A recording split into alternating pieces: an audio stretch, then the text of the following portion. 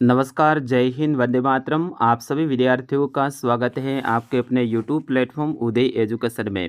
विद्यार्थियों, आज के इस वीडियो में देखेंगे 8वीं बोर्ड परीक्षा 2026 की दृष्टि से इम्पोर्टेंट आपके हिंदी विषय के पेपर के बारे में, जो कि इस बार आपके आने वाले एग्जाम की दृष्टि से वेरी मोस्ट इम्पोर्टेंट रहने वाला है और आप सभी विद्यार्थियों के लिए वरदान साबित होने वाला है। तो विद्यार्थियों, इस वीडियो को अंत तक देखिएगा, आपके मित्रों तक शेयर भी जरूर कीजिएगा। साथ ही अभी तक आपने वीडियो को लाइक नहीं किया है तो लाइक भी ज़रूर कर दीजिएगा। चैनल को सब्सक्राइब करना है। इस वीडियो को आप अंत तक देखना विद्यार्थियों, क्योंकि कई सारे विद्यार्थी हैं वो शुरुआत में देखते हैं, महत्वपूर्ण प्रश्न आपके पीछे रह जाते हैं। चलिए, पहला प्रश्न है, आवतगारी एक है, कबीर की साखियाँ पाठ के अनुसार रेखांकित पद का अर्थ बताइए। तो इसमें जो आपका सही आंसर क्या होगा आप भी ज़रूर कमेंट करके बताइए। तो गारी का मतलब होता है गाली, ऑप्शन अ रहेगा इसका सही आंसर। अगला प्रश्न है, पानी की कहानी पाठ के अनुसार प्रकाश पिंड किसकी ओर तेजी से बढ़ रहा था? पृथ्वी की ओर, सूर्य की ओर, मंगल की ओर या चंद्रमा की ओर? तो विद्यार्थियों, पानी कहानी के अनुसार जो प्रकाश पिंड है वो मंगल की ओर तेजी से बढ़ रहा था, यानी ऑप्शन स इसका सही आंसर रहेगा। अगला प्रश्न है, कौन सा शब्द जो प्राय बहुवचन में प्रयुक्त होता है? देव, छात्र, नक्षत्र या फिर प्राण? तो प्राण है, ये बहुवचन में प्रयुक्त होता है, ऑप्शन द रहेगा इसका सही आंसर। अगला प्रश्न है, मौलिक शब्द में कौन सा प्रत्यय लगा हुआ है? तो मौलिक में अक, क, य या इक? तो विद्यार्थियों, इसका सही आंसर होगा मौलिक है, इसमें इक प्रत्यय लगा हुआ है, यानी ऑप्शन द रहेगा इसका सही आंसर। और अगला प्रश्न है, भगवान के डाकिए पाठ के अनुसार सौरभ किस पर तैरता है? तो पक्षियों के पंखों पर, यानी ऑप्शन ब रहेगा इसका सही आंसर। तो इस तरह से ये आपके कुल 5 प्रश्न। अगले प्रश्न की ओर बढ़ते हैं। अगला प्रश्न है, अकबरी लोटा पाठ के अनुसार अंग्रेज को लोटे की चोट कहाँ लगी थी? तो पैर में लगी थी, ऑप्शन ब रहेगा इसका सही आंसर। अगला प्रश्न है कि जहाँ पहिया है पाठ में आए नव साक्षर शब्द का अर्थ है। आपको बताना है नव साक्षर का मतलब क्या है। तो जहाँ पहिया है उसमें नई नई साइकिल चलाना सीखे थे, उन्हें नव साक्षर कहा गया था। तो ऑप्शन ब रहेगा इसका सही आंसर। अगला प्रश्न है, सूरदास के पद पाठ के अनुसार यशोदा कृष्ण की भोली बातें सुनकर क्या आशीर्वाद देती है? तो विद्यार्थियों, उसे चिरंजीवी रहने का आशीर्वाद देती हैं। तो ऑप्शन ब रहेगा इसका सही आंसर। तो इस तरह से कुल ऑब्जेक्टिव टाइप के आपके 8 प्रश्न आने वाले हैं, यानी अबसद के 8 प्रश्न आने वाले हैं। फिर जो अगला खंड आएगा वो खंड ब आएगा। इसके अंतर्गत आपके लघुतरात्मक प्रश्न रहेंगे, अति लघुतरात्मक और लघुतरात्मक। तो इसमें देखिए, पानी कहानी पाठ में बूंदे लेखक से क्या आकांक्षा व्यक्त करती हैं? तो इसमें सही आंसर होगा, जब तक सूर्य न निकले तब तक आप मेरी रक्षा करें। ये बूंद है वो आकांक्षा व्यक्त करती है। अगला प्रश्न है, बस की यात्रा पाठ में बस की सीट का किससे से असहयोग चल रहा था? तो बस की सीट का बॉडी से असहयोग चल रहा था, क्योंकि बस की सीट है वो पूरी हिल डुल रही थी, बॉडी से उनका संतुलन नहीं था। अगला प्रश्न है, प्रतीक्षा करने वालों की चाहत क्या होती है? यह सबसे कठिन समय नहीं, कविता के आधार पे आपको बताना है। तो विद्यार्थियों, इसका सही आंसर होगा प्रतीक्षा करने वाले स्वजन की यही चाहत होती है कि सूर्य ढलने से पहले सभी को अपने घर आ ही जाना चाहिए।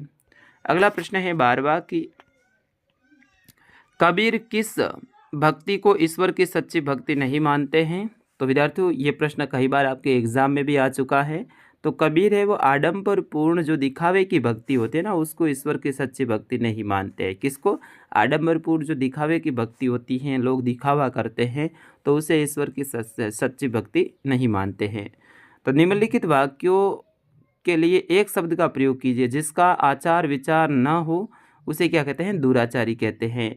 और जो चित्र बनाता हो ब्रज में लंबे समय तक राज करने वाला चित्रकार होता है, यानी जो चित्र बनाता हो उसे क्या कहते हैं? चित्रकार कहते हैं। अगला प्रश्न है, निम्नलिखित शब्दों के दो दो पर्यायवाची शब्द लिखिए।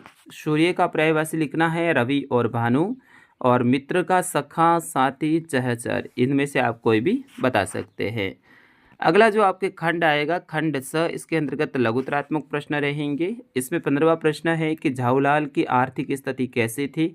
अकबरी लोटा पाठ के आधार पे आपको बताना है। झाऊलाल की आर्थिक स्थिति बहुत इंपॉर्टेंट है विद्यार्थियों ये। तो इसका सही आंसर होगा झाऊलाल की आर्थिक स्थिति बहुत अच्छी नहीं थी। वे काशी के ठठेरी बाजार में रहते थे। नीचे की दुकान से 100 रुपया किराया मिल जाता था। दोनों पति पत्नी उसी के सहारे अपना घर चलाते थे, यानी बहुत गरीबी स्थिति में थे झाऊलाल वगैरह। तो ये झाऊलाल वाला है, इसमें आपके ये प्रश्न आएगा लघुतरात्मक प्रश्न। इस पाठ में से जो बड़े बड़े प्रश्न हैं उनको आपको पढ़ना है। अगला है बस की यात्रा पाठ, उसमें भी आपको एक बड़ा प्रश्न देखने को मिलेगा, तो उस पाठ में से बड़े प्रश्न आप देखिएगा। बस की यात्रा पाठ में इसे तो किसी क्रांतिकारी आंदोलन का नेता होना चाहिए, लेखक ने ऐसा क्यों कहा था? तो विद्यार्थियों इसका सही आंसर होगा बस कंपनी का हिस्सेदार भी बस में सवार था। वह बस की पूरी हालत के विषय में जानता था, यानी उनको पता था कि भाई ये बस बहुत बुरी हालत में है, कभी भी एक्सीडेंट हो सकती है, ख़राब हो सकती है, लेकिन उनका जो मालिक है, हिस्सेदार है, वो भी उसके अंदर सवार था। फिर भी वह अपने प्राणों की परवाह न करके उनमें सवार था, जैसे क्रांतिकारी नेता होते हैं जिन्हें प्राणों की परवाह नहीं होती, इसीलिए लेखक ने ऐसा कहा था। अब आगे आपका जो है सप्रसंग व्याख्या करनी है, ये जो आगे दे रखा है इनकी व्याख्या करनी है।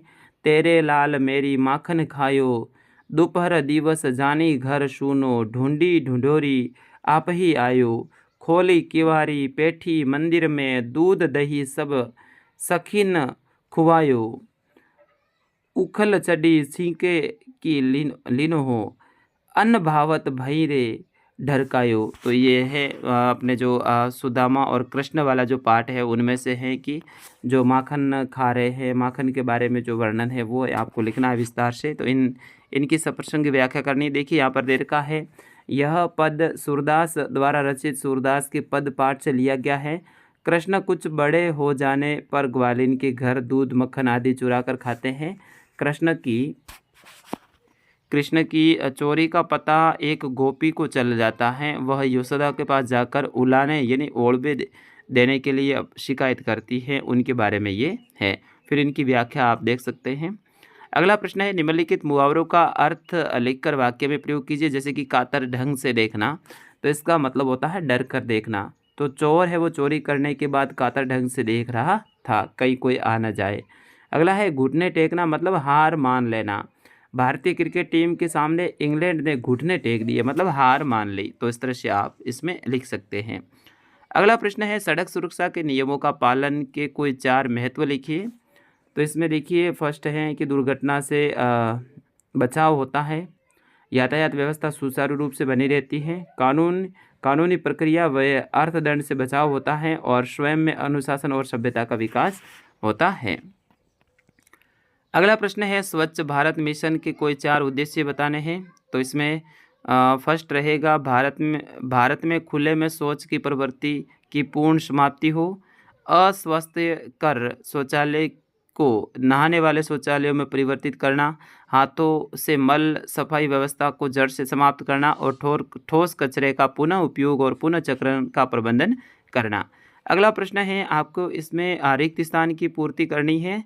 तो हम भीख मंगों की दुनिया में स्वछंद लुटाकर प्यार चले, तो यहाँ पर भीख मंगे लिखना है। और दूसरा है, हम तो समझ नहीं पाते, इसमें समझ लिखना है। झरती हुई पत्ती को थामने बैठा एक हाथ, तो इसमें थामने भरना है। और मनुष्य को दूसरों से मधुरता से व्यवहार करना चाहिए, मधुरता इसमें भरना है। धोती फटी सी लटी दुपटी, तो इसमें लटी लिखना है। और अंतिम है, दिन प्रतिदिन होती गोरस, तो इसमें गोरस लिखना है। तो इस तरह से आपको इसमें मिलान करना है, भरना है रिक्त स्थान। अगला प्रश्न आपके मिलान से संबंधित है। तो फर्स्ट में आपका ऑप्शन घ से मिलान हो जाएगा, और सेकंड है इसमें अढ़ से मिलान हो जाएगा, और थर्ड है इसका च से मिलान हो जाएगा, और फोर्थ है इसका प्रतीक्षा का आपके क से मिलान हो जाएगा, इंतजार करना। पाँखों इसका घ से हो जाएगा पंखों से, और आलम है इसका माहौल से हो जाएगा। इस तरह से आपको इसमें मिलान करना है। फिर उसके बाद में अगला प्रश्न है, आपके खंड द के अंतर्गत एक गद्यांश आएगा, उनको पढ़ के आपको उत्तर देने हैं। तो अब भी सेवा, ईमानदारी, सच्चाई, आध्यात्मिक के मूल्य बने हुए हैं, वे दब अवश्य गए लेकिन नष्ट नहीं हुए हैं। ये वाला आपके लिए इम्पोर्टेंट रहेगा। इसके साथ में आपके बदलू वाला जो पार्ट है ना, लाख की चूड़ियाँ, उससे भी गद्यांश आ सकता है, तो उसके जो गद्यांश है उनको आप एक बार देख लीजिएगा। गद्यांश में देखिए इनमें उत्तर आपको आराम से मिल जाएंगे, ठीक है ना, आप ढूंढोगे तो उत्तर मिल जाते हैं गद्यांश में। 24वां प्रश्न है, अपने प्रधान अध्यापक महोदय को स्थानांतरण प्रमाण पत्र यानी टीसी के लिए प्रार्थना पत्र लिखना है। तो टीसी के लिए आपके प्रार्थना पत्र बहुत इंपॉर्टेंट रहेगा। अथवा में रहेगा, अपने बड़े भाई साहब को वार्षिक परीक्षा के संबंध में जानकारी देते हुए एक पत्र लिखना। एप्लीकेशन या फिर पत्र, दोनों में से एक आपको लिखना है, दोनों नहीं लिखने, ठीक है। और 25वां प्रश्न है, आपको विषय निबंध लिखना है। बालिका शिक्षा, बेटी बचाओ बेटी पढ़ाओ, जल संरक्षण और होली त्यौहार, इन तीनों में से, चारों में से एक आने की पूरी संभावना रहेगी।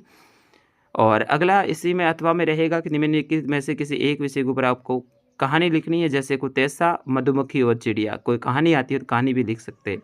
मेरे हिसाब से निबंध आप लिखोगे तो बेस्ट रहेगा, क्योंकि निबंध आप ज़्यादातर हर बार लिखते आ रहे हैं, तो उसमें आपके लिखने की प्रैक्टिस भी होगी। तो विद्यार्थियों, इस तरह से आपके कुल 25 प्रश्न आएंगे। मैंने पूरा पेपर उत्तर सहित आपको बताया है।